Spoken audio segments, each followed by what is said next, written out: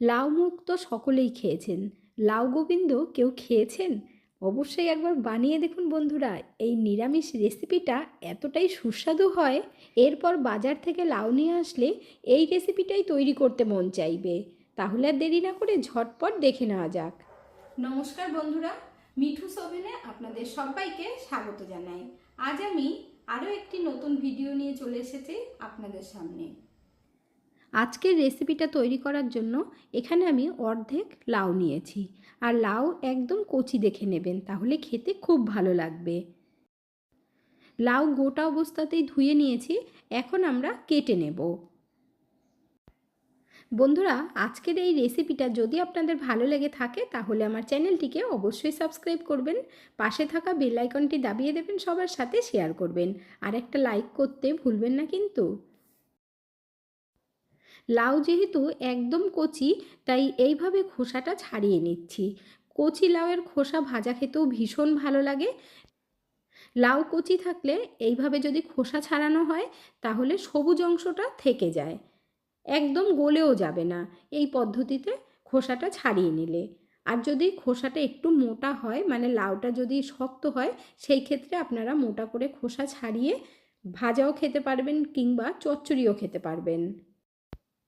লাউয়ের খোসা ছাড়ানো হয়ে গেছে, এখন আমরা সরু সরু টুকরো করে কেটে নেব। চাইলে আপনারা বটি দিয়েও কুচিয়ে নিতে পারেন।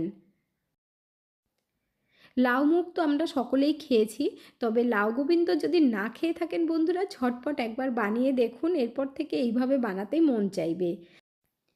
তাছাড়া লাউ চিংড়ি বা লাউ দিয়ে মাছের মাথা দিয়ে ঘন্ট, বাঙালিদের তো আমাদের ভীষণ ফেভারিট খাবার।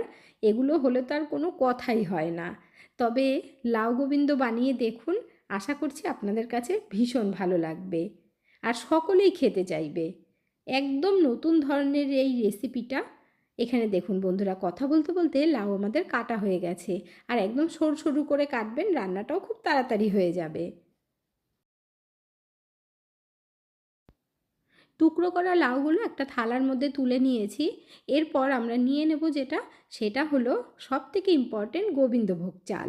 গোবিন্দভোগ চাল প্রায় সকলের ঘরেই থাকে, আর খুব বেশি একটা লাগবে না।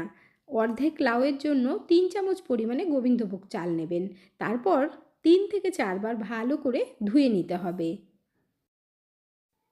রান্নাটা যদি একদম কম সময়ে করতে চান তাহলে 10 মিনিট চাল ভিজিয়ে রেখে দেবেন। এখানে দেখুন জলটা ঝরিয়ে নিয়েছি। এরপর কড়াই বসিয়ে দিয়ে দেব 2 চামচ পরিমাণে সর্ষের তেল। তেল গরম হবার পর দিয়ে দেব একটা তেজপাতা, একটা শুকনো লঙ্কা আর অল্প করে গোটা জিরে। সব কিছু হালকা করে একটু ভেজে নিতে হবে। সব কিছু হালকা লাল হবার পর এর মধ্যে গোবিন্দভোগ চাল দিয়ে দিতে হবে। এরপর খুব ভালোভাবে চালগুলো ভেজে নিতে হবে। গ্যাসের ফ্লেমটাকে এই সময় কিন্তু কমিয়ে দেবেন। চালটাকে একটু ভালোভাবে ভাজলে গন্ধটাও খুব সুন্দর বেরোয়, আর খেতেও খুব ভালো লাগবে। এখানে দেখতেই পাচ্ছেন চালটা ভাজতে ভাজতে কালারটা কতটা চেঞ্জ হয়ে গেছে। এর মধ্যে এখন 1/2 ইঞ্চি মতো আদা দিয়ে দিচ্ছি। আদাটা তবে গ্রেট করে দিয়ে দেবেন, বাটাবাটির কোনো দরকারই পড়বে না। দেখুন এখানে আদাটা দিয়ে কাঁচা গন্ধটা যাওয়া পর্যন্ত একটু ভেজে নিতে হবে। চালগুলো ভাজা হয়ে যাচ্ছে কত সুন্দরভাবে। যেহেতু আদা দিয়ে দিয়েছিলাম তার জন্য অল্প জল দিয়েছি। এরপর আন্দাজ মতো হলুদ, আর দিতে হবে জিরের গুঁড়ো। যেহেতু নিরামিষ রান্না তাই জিরের গুঁড়োটা অবশ্যই দেবেন। তারপর 1 মিনিট মতো আমরা একটু কষিয়ে নেব। আমার অনেক বন্ধুরাই আছেন নিরামিষ রান্না ভীষণ পছন্দ করেন, তাদের জন্যই আজকের রেসিপিটা। 1 মিনিট মতো কষিয়ে নেবার পর জল দিয়ে দিচ্ছি, আর জলটা এখানে 1/2 কাপ পরিমাণে দিয়ে দেবেন। তারপর খুব ভালোভাবে মিশিয়ে দেব। এর মধ্যে আরেকটু জল দিয়ে দিচ্ছি। টোটাল 1 কাপ মতো জল দিয়েছি, আর ফুট ওঠার পর তবেই কিন্তু ঢেকে দিতে হবে 3 থেকে 4 মিনিটের জন্য।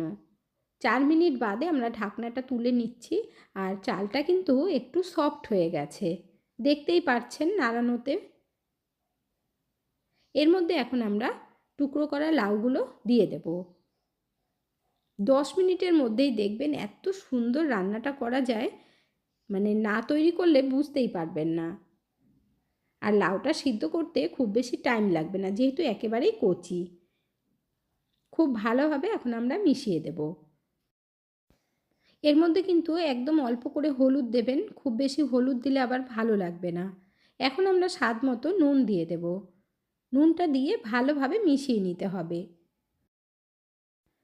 নুন দেবার পর লাউয়ের থেকে যে জলটা বেরোবে বাকিটুকুও ভালোভাবে সিদ্ধ হয়ে যাবে। এখানে দেখুন উল্টে পাল্টে ভালো করে মিশিয়ে দিয়েছি। এখন আমরা 4 থেকে 5 মিনিটের জন্য ঢেকে দেব, গ্যাসের ফ্লেমটাকে মিডিয়াম আঁচে রেখে। 5 মিনিট হয়ে গেছে, এখন ঢাকনা তুলে নিচ্ছি। লাউটাও দেখুন কত সুন্দরভাবে সিদ্ধ হয়ে গেছে। আর মাঝখানে আমি একবার নাড়িয়ে দিয়েছিলাম, আর কতটা কমে গেছে দেখতেই পাচ্ছেন। এর মধ্যে এখন আমরা টেস্টটাকে আরেকটু ভালো করার জন্য দিয়ে দেব হাফ কাপ মতো লিকুইড দুধ। আর এতে করে একটু মাখো মাখো হবে, খেতে খুব ভালো লাগবে। দুধটা দিয়ে কিছুক্ষণ ভালো করে মিশিয়ে নিতে হবে। লাউগুলো একটু শক্ত থাকতে হবে, এমনভাবে রান্নাটা করবেন, তাহলে খেতে খুব ভালো লাগবে। এর মধ্যে এখন অল্প করে একটু মিষ্টি দিয়ে দেব। লাউ এমনিতেই মিষ্টি হয়, তাই একদম অল্প করে চিনি দিলেই হয়ে যাবে। চাইলে আপনারা মিষ্টি নাও দিতে পারেন, যারা মিষ্টি পছন্দ করেন না।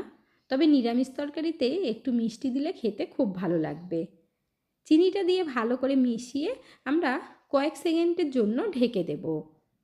আপনারা কে কোথা থেকে ভিডিওটি দেখছেন অবশ্যই কমেন্ট করে জানাবেন বন্ধুরা, তাহলে আমিও বুঝতে পারবো আমার বন্ধুরা কোথা থেকে দেখছেন। আপনারা সকলে এত সুন্দর সুন্দর কমেন্ট করেন, আপনাদের কমেন্টগুলো পড়তে আমার ভীষণ ভালো লাগে। এইভাবে পাশে থেকে সাপোর্ট করার জন্য অসংখ্য ধন্যবাদ। 30 থেকে 40 সেকেন্ডের জন্য ঢেকেছিলাম। তারপর দেখুন ভালোভাবে নাড়িয়ে দিচ্ছি। রান্নাটা আমাদের একদম কমপ্লিট হয়ে গেছে। আর দেখতে যতটাই না সুন্দর লাগছে, খেতে তার থেকেও বেশি সুস্বাদু। এখন আমরা গরম গরম সার্ভ করে নেব। এইভাবে গোবিন্দভোগ চাল দিয়ে যদি আপনারা না খেয়ে থাকেন অবশ্যই একবার খেয়ে দেখবেন, ভীষণ ভীষণ ভালো লাগবে। ঠাকুরকে যখন অন্নভোগ দেওয়া হয় এই রেসিপিটা তৈরি করেও ভোগ লাগাতে পারবেন। তাহলে আর দেরি না করে ঝটপট আপনারাও বানিয়ে ফেলুন। আজকের ভিডিওটা আপনাদের কাছে কেমন লাগলো অবশ্যই কমেন্ট করে জানাবেন। এতক্ষণ ধৈর্য ধরে ভিডিওটি দেখার জন্য অসংখ্য ধন্যবাদ। ভালো থাকবেন, সুস্থ থাকবেন। দেখা হচ্ছে পরের ভিডিওতে। Thank you.